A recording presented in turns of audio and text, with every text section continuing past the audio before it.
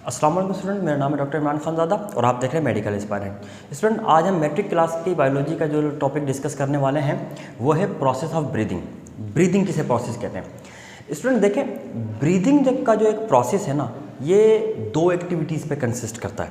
यानी हम लोग जो ब्रीद लेते हैं इसमें क्या होता है कि सबसे पहले आप एयर को इनहेल करते हैं और फिर उसके बाद इसी एयर को बाहर निकालते हैं यानी एक्सहेल करते हैं। ये जो इन्हेलेशन और एक्सहेलेशन का जो ये कंबाइंड प्रोसेस होता है इसको ब्रीदिंग कहते हैं। मतलब ब्रीदिंग जो है वो असल में दो प्रोसेस का कॉम्बिनेशन है, इन्हेलेशन एंड एक्सहेलेशन। इन्हेलेशन और एक्सहेलेशन ये दो प्रोसेस होते हैं जो कि ब्रीदिंग को करते हैं, यानी हमारी ब्रीदिंग दो प्रोसेस का कॉम्बिनेशन है। अच्छा, inhalation is also called inspiration. इसको हम इंस्पायरेशन का भी प्रोसेस कहते हैं, जबकि एक्सहेलेशन जो है ना ये एक्सपायरेशन का प्रोसेस कहलाता है।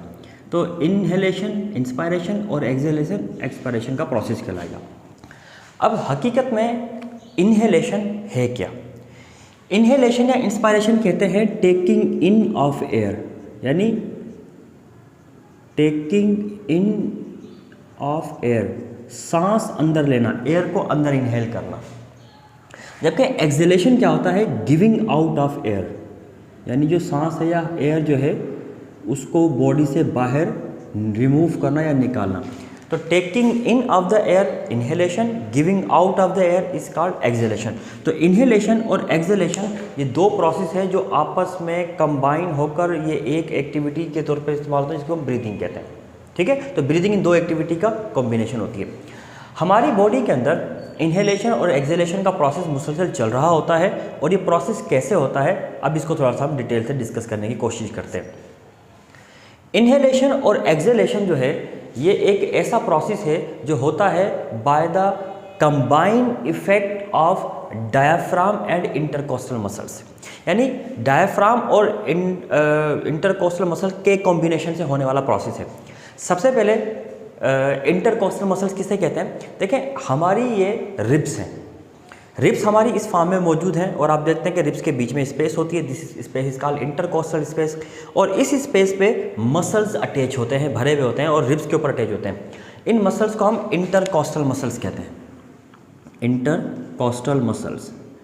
अब ये जो इंटरकोस्टल मसल्स हैं, खैर ये भी दो टाइप के होते हैं, एक इंटरकोस्टल मसल जो है ना वो इंटरनल होते हैं, एक्सटर्नल होते हैं, लेकिन फिलहाल आप ये समझ जाएं कि इंटरकोस्टल मसल हमारे रिब्स के जो मसल होते हैं उनको कहते हैं। इसके अलावा दूसरी चीज़ होती है डायाफ्राम। डायाफ्राम भी एक मस्क्यूलर पार्टीशन है जो कि हमारी थोरेसिक कैविटी और एब्डोमिनल कैविटी के बीच में एक पार्टीशन होता है। यानी अगर आप बनाना चाहें तो फ़र्ज़ करें कि ये एक लिविंग ऑर्गेनिज्म है और ये उसकी थोरेसिक कैविटी के अंदर लंग्स मौजूद हैं, ये फ़र्ज़ करें इसके लंग्स मौजूद हैं और यहाँ पर ये डायाफ्राम होता है। अब डायाफ्राम से ऊपर थोरेसिक कैविटी, डायाफ्राम के नीचे एब्डोमिनल कैविटी, यहाँ पर जो ऑर्गान होते हैं थोरेसिक ऑर्गान कहलाते हैं, नीचे जो ऑर्गान होते हैं वो विसरल ऑर्गान्स कहलाते हैं। अब ये थोरेसिक कैविटी और एब्डोमिनल कैविटी के बीच में डायाफ्राम है। अब देखते हैं ये डायाफ्राम और इंटरकोस्टल मसल्स, इनके कॉम्बिनेशन से हम लोग रेस्पिरेशन कैसे करते हैं। सबसे पहले स्टूडेंट होता ये है कि हमारे अंदर इन्हेलेशन का प्रोसेस होता है। इस इन्हेलेशन के प्रोसेस में हमारे इंटरकोस्टल मसल्स और हमारा डायाफ्राम ये दोनों कॉन्ट्रैक्ट करते हैं।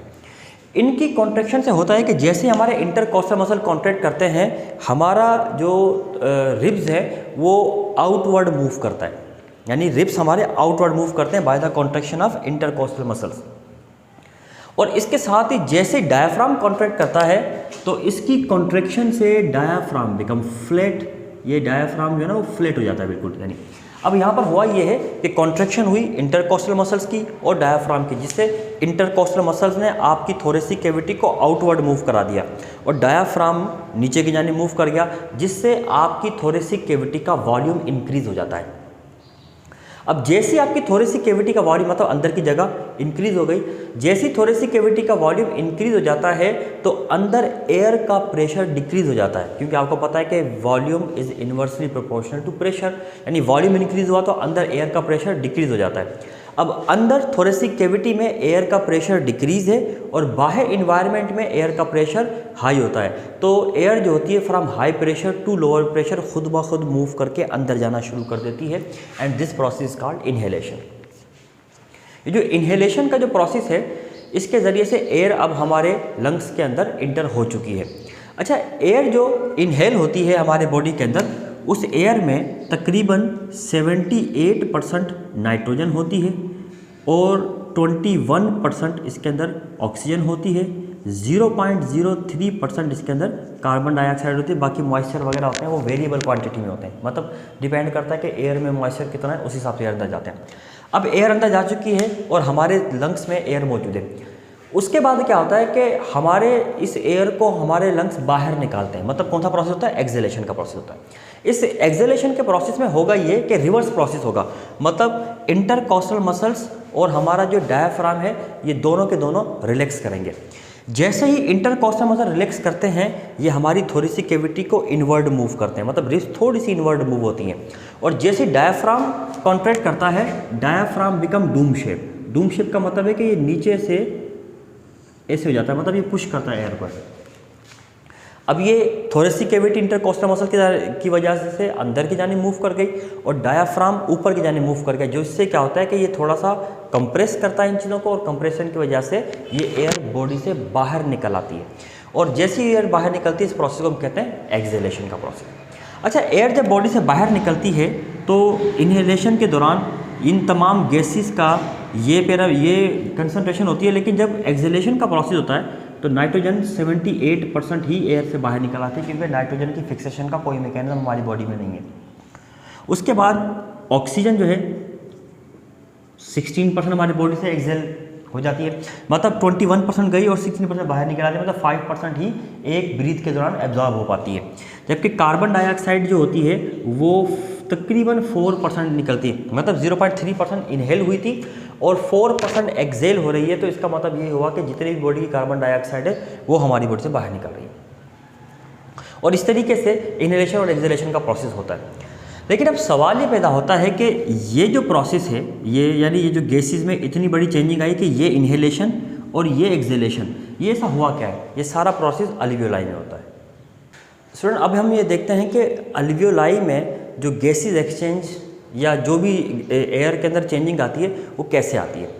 फ़र्ज़ करो ये एक अल्वियोलाई है and alveoli surrounded by blood vessels. अगर ये इसके बारे में हमारा पहले लेक्चर हो चुका है, अगर आपने नहीं देखा तो उसका लिंक भी मैं डिस्क्रिप्शन बॉक्स में दे दूंगा। तो ये अल्वियोलाई है, एक सेक लाइक स्ट्रक्चर, और ये सराउंडेड होती है किसके ज़रिए से? ब्लड वेसल से। अब इसके अंदर ये एयर अंदर इनहेल होकर अंदर तक जा रही है और ये वो एयर है जिसकी कंपोजिशन ये है। अच्छा, जैसे ही एयर अंदर आती है इसके चारों तरफ होते हैं ब्लड वेसल्स, और ये जो ब्लड वेसल्स होती हैं ये पूरे बॉडी से डीऑक्सीजनेटेड ब्लड को लेकर आ रही होती हैं। मतलब उनके अंदर जो ब्लड होता है उसमें ऑक्सीजन कम होती है और कार्बन डाइऑक्साइड की क्वांटिटी ज़्यादा होती है, क्योंकि पूरी बॉडी से कलेक्ट करके लेकर आ रही हैं। अब यहाँ पर ऑक्सीजन का लेवल है 21% जो एयर इनहेल हुई है, और कार्बन डाइऑक्साइड का लेवल है 0.03%। ठीक है, तो जैसे पूरी बॉडी से ब्लड डीऑक्सीजनेटेड ब्लड यहाँ पर आता है तो ब्लड के अंदर ऑक्सीजन की डेफिशिएंसी होती है, जिससे होता ये है कि जो ये ऑक्सीजन है ये डिफ्यूज़ होकर ब्लड में जाना शुरू कर देती है और अंदर जाने की वजह से कंटिन्यूसली इसका लेवल कम होने लगता है। कम होते होते होते होते ये पहुँच जाता है 16% तक, यानी ऑक्सीजन 21% से डिक्रीज होकर 16% तक आ जाती है।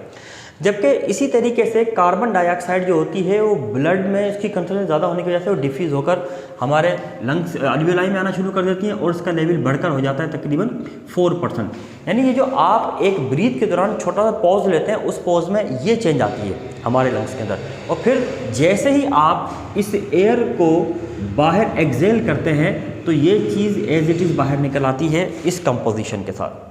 अब इस पूरे केस में नाइट्रोजन की जो कंपोजिशन है वो अनऑल्टर्ड रहती है। वजह ये होती है कि नाइट्रोजन की फिक्सेशन का अल्वियोलाई के अंदर कोई मैकेनिज्म होता ही नहीं है इसके अंदर। स्टूडेंट, ये हमारा आज गैसेस एक्सचेंज का जो टॉपिक है वो आज यहाँ पर आकर मुकम्मल होता है। ब्रीदिंग ये कैसे हम करते हैं ये भी इसे मुकम्मल होता है। इससे पहले भी हमारे इसके बारे में लेक्चर हो चुके हैं, अगर वो लेक्चर आपने नहीं देखे तो उनका लिंक डिस्क्रिप्शन बॉक्स में दे देंगे। चैनल्स को सब्सक्राइब करें, वीडियो को लाइक करें और आगे शेयर करें। शुक्रिया।